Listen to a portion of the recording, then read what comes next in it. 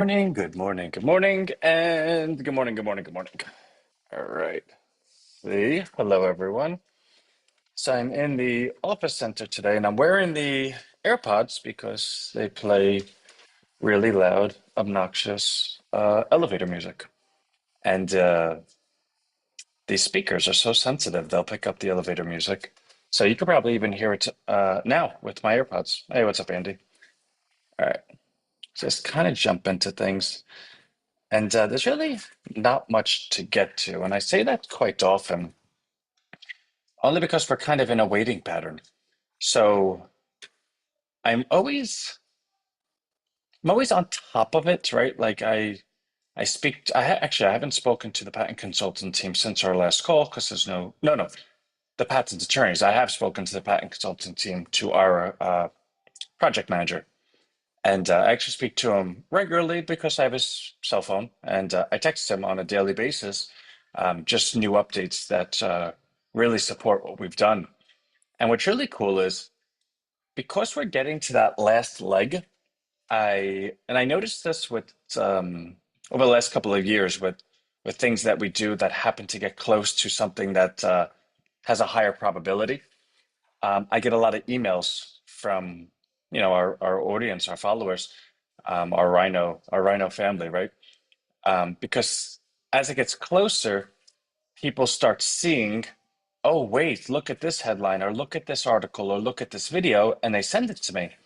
And it's just kind of like a metric that I can't, I guess I could calculate if I took the time, but I have not calculated it.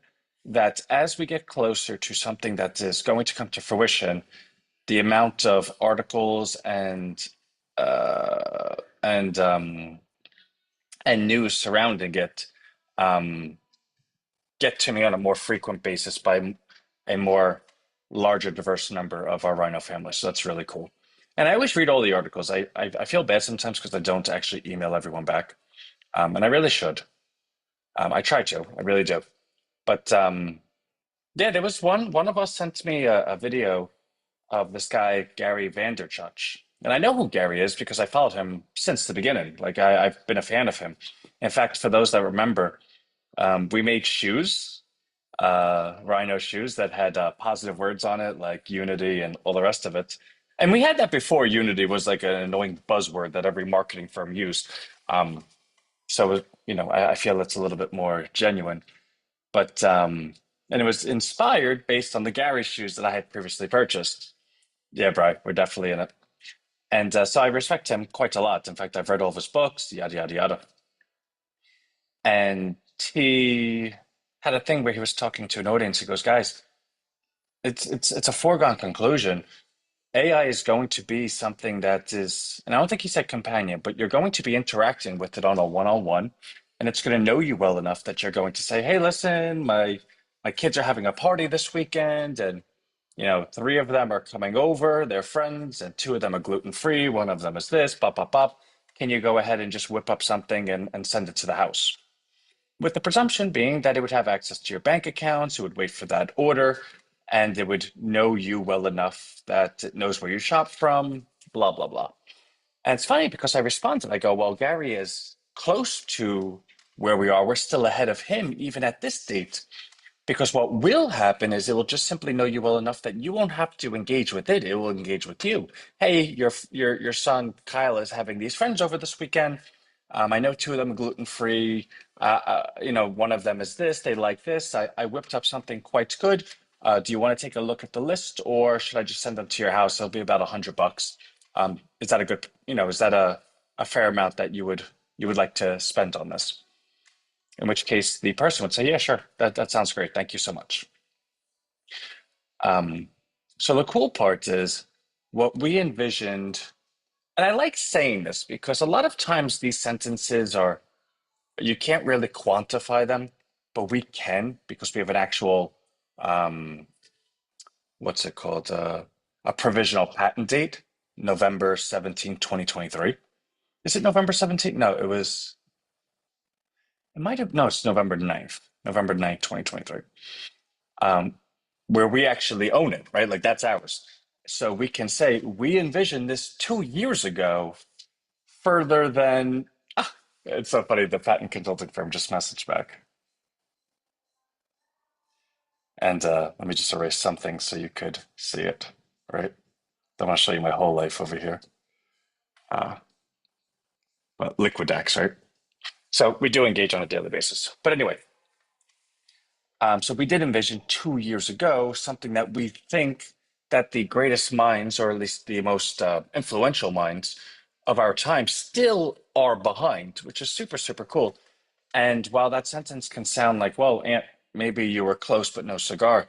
No, no, no. Everything in our patent already includes what he's talking about. Ours just goes further to what I said. And also, it has a high holographic imaging that imagine if you're looking for these items and Ted is like, oh, your kids' friends are coming over and two of them are gluten free, blah, blah, blah. I got a package that I think would work really well. It's $100. And then all of a sudden, like, do you want to see it? Do you want me to just order it? And you're like, Ted, yeah, actually, just show me what you got. And you see the holographic image of exactly what was ordered, spinning like it's in Star Wars. And you could like take this and separate it like Minority Report because again, it's just holograms. The hologram's going to see your hand, right? Like it's an interface. Yeah, actually, get rid of this.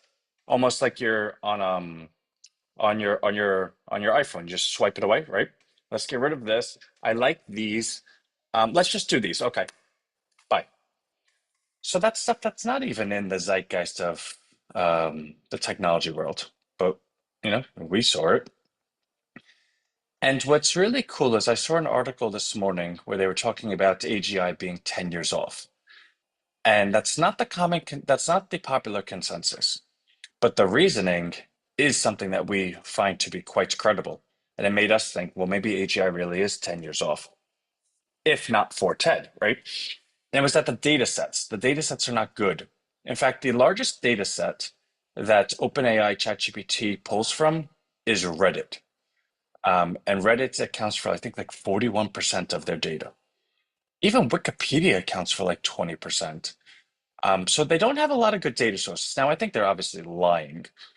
I think they have a lot of data sources that can't actually, say out loud because it's criminal. Like they're probably taking from New York Times, Wall Street Journal, YouTube, Twitter, yada yada yada. And if they said that, they'd have to probably get sued and pay a massive amount of royalties for taking that data and learning off it. But like, duh, why wouldn't you take that data? And I'm not sure that I'm not sure anyone would really know you took that data. Like, I don't know, right? I have no idea. Like, I don't know how Twitter doesn't know that I'm working for OpenAI and my feed, I'm secretly, I don't know. Smarter people than me, and dumber people than me for that matter, do things like that. So I imagine they're running off these data sets, but what I've counseled or hype, Wikipedia is seriously biased. Yeah, it really is. What I hypothesized, right? My hype. Why can't I think of the word? Hypothesis. Hypothesize? I don't know. But what I've thought for a long time was, well, all of the data that's able to be gotten has been gotten, right? Like the entire internet as a source has been exhausted. The only data that is continuing is the companies that have large language models. And I don't think that's a coincidence. They're the ones that have data that's continuing. So for instance, Meta has Llama, but because they have Facebook and Instagram, they have WhatsApp, they have sources where they can continue monitoring data. Microsoft has a partnership with OpenAI. They have Microsoft Office. They have Outlook. They have Bing. They have things. Google has Gemini. Well, they have the entire search engine. Um, Amazon has Anthropic. They have a partnership with them. They have all of your purchase data. They know who you are by now. Um, I think those are the only. Oh, and then you have DeepSeek out of China, but China is a communist government that has like 900 billion cameras everywhere. So the only people that are able to have large language models are people that have the ability to continued new, fresh data.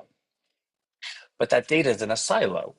For instance, are you the same person you are on Facebook? Are you that you are on Twitter? I'm definitely not. You catch me on Twitter at 6 in the morning, you would think I'm like the nastiest person in the world. You catch me on Facebook, it's like, wow, this guy's such a family guy. And it's not that I'm like a dual personality, but Twitter's kind of like a town hall where everyone's ranting, everyone's posing, can you believe this? Can you believe this? And I'm like, and I understand I have a public face, so I don't say the worst things, but I go, no, this is disgusting. I don't like this person. I would never, ever even dream of saying that on Facebook because it's just a different audience. Um, so if you held me to the standard of, okay, Facebook believes they know who I am, they don't. Twitter believes they know, they don't. They have different versions of me. So the only way you can have data that continually grows, large language models and AI in general, is if it's a holistic data set that captures a human's interactions every single part of their day, and then is able to juxtapose them to a global database of which becomes a base case or a baseline of human behavior, and then you get segmented out to cultures, countries, times, venues, etc. And that's what TED is. It creates a marketplace that allows the individual to be quite happy and quite pleased to welcome that in. They have a data set that continues to grow in infinity because it's a fly on the wall with you throughout. It's measured by the metric of can it recommend and or autonomously purchase on your behalf and you're pleased with it. So, if I find that money is the number one metric to understand what a person is. And that sounds a bit callous, but I challenge you to come up with a better metric. You spend X percentage of your life laboring to receive an income so that you have a currency to express your desires. Therefore, if you show me your bank account, I probably could tell you who you are better than your own mother could. Well, not mother, your own wife or husband could. Because if I know that, like at 2 in the morning, you're paying an OnlyFans bill, but yet during the day you're a priest, I probably think you're a dirtbag, right? And I think I'd be more accurate than what you've convinced people at the confessional to believe who you are. So, by the metric of money to be the metric to decide whether the AI knows you well or not is good because once that metric is hit, right? Like successful purchase equals one, enough ones. Okay, a good this is a good representation of the relationship of the persona of who this person is. And to put that in English, because I think I just spoke Chinese, if if somebody can predict what I want before I know I want it and take my money before without my permission, and permission is subjective here because you would opt into this, right? But take my money without my permission, and at this later date, this product or service arrives to me, and I say thank you. Well, then that person knows me as best as someone could know me. So if you agree with that sentiment, because those bars are quite high, right? Then you would agree that the data set of the individual is the most honest data set of that individual.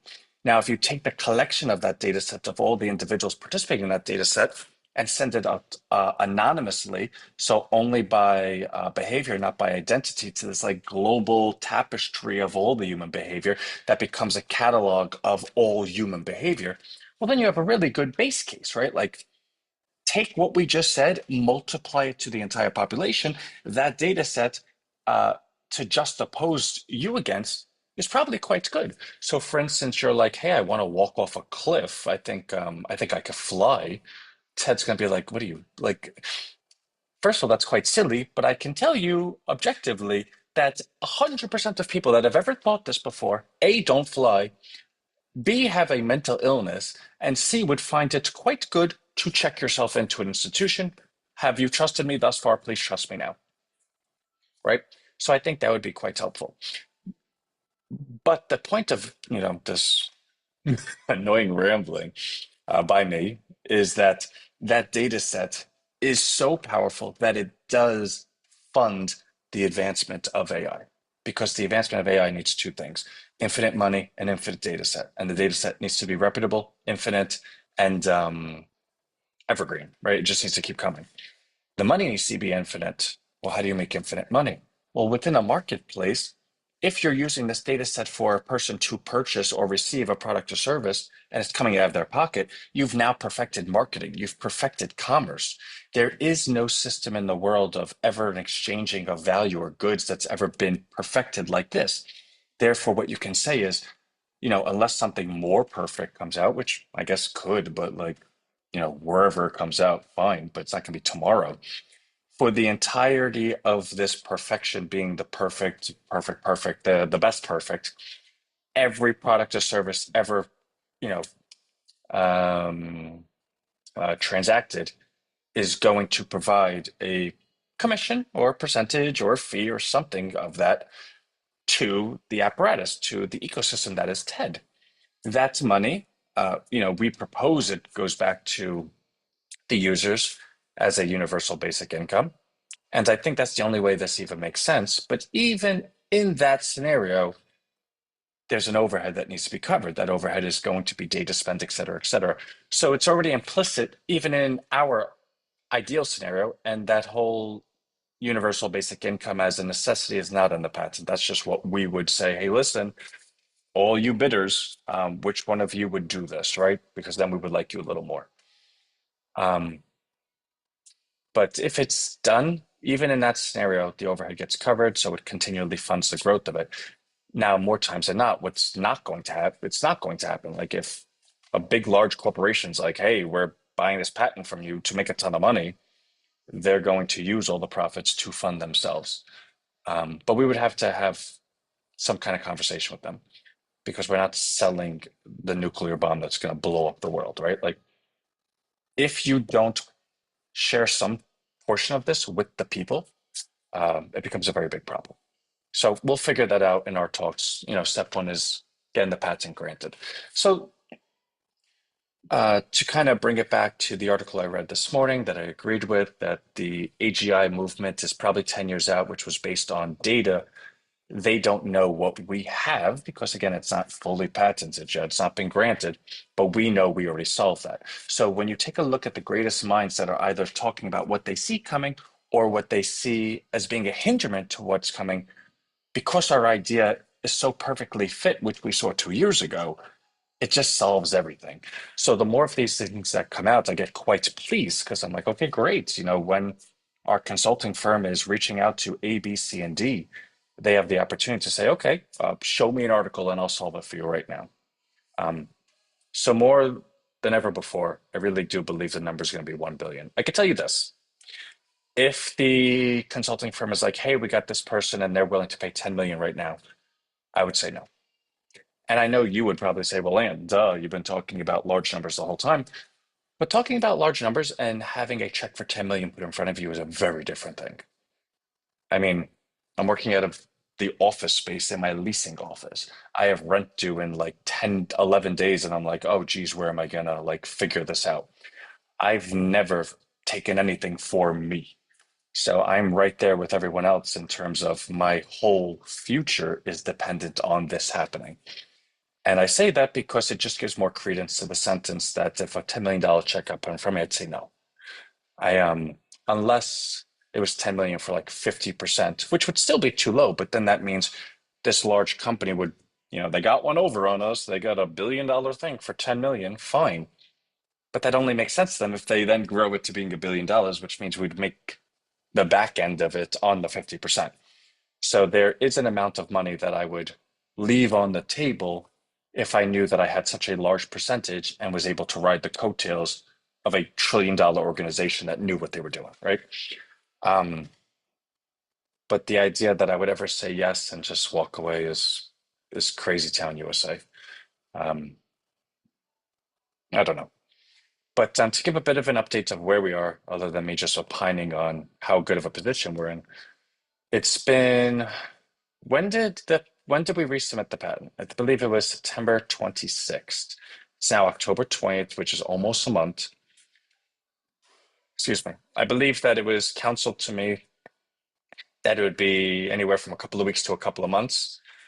A couple of months being 2 months, being up to November 20th, 26th. So I think we're actually in the sweet spot. I think we're in the middle portion of that.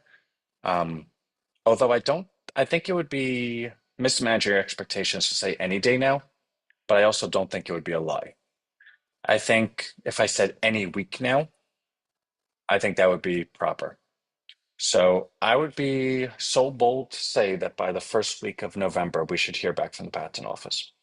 And again, this process has been we patented, they got back to us and said, hey, listen, we're denying it, not because you're cuckoo for Cocoa Puffs, but because we just need more detail.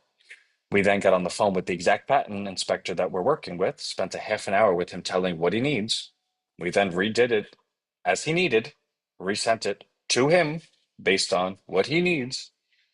So I have every expectation that this will be fine. But again, I think there's also a part where it's like, okay, and then he's going to say no again over something stupid, and we'll have to do it one more time, which I mean, this is being like pessimistic, Anthony, which I'm not a pessimistic person, but I've learned that these government organizations, and especially, to give them a little bit of credit or a little bit of a defense, I imagine the whole world and their mothers are sending in AI stuff. So they probably, even though we're the first, they've probably been told from the top down, like be extra, extra, extra, extra specific because there's so many of these things that if you're overly broad with anybody, you might be canceling out like hundreds or thousands of other patents that not need be canceled out and giving unwanted or unwarranted value to one person. And I think that's the case. Like if you have a million people trying to patent some variation of something, and you have someone like us that pretty much did a very, very broad in the beginning, if you're not overly specific, our patent could wipe out the whole industry. Like it could be just one patent, right? And that's being hyperbolic, but really not far from it. So we'll see.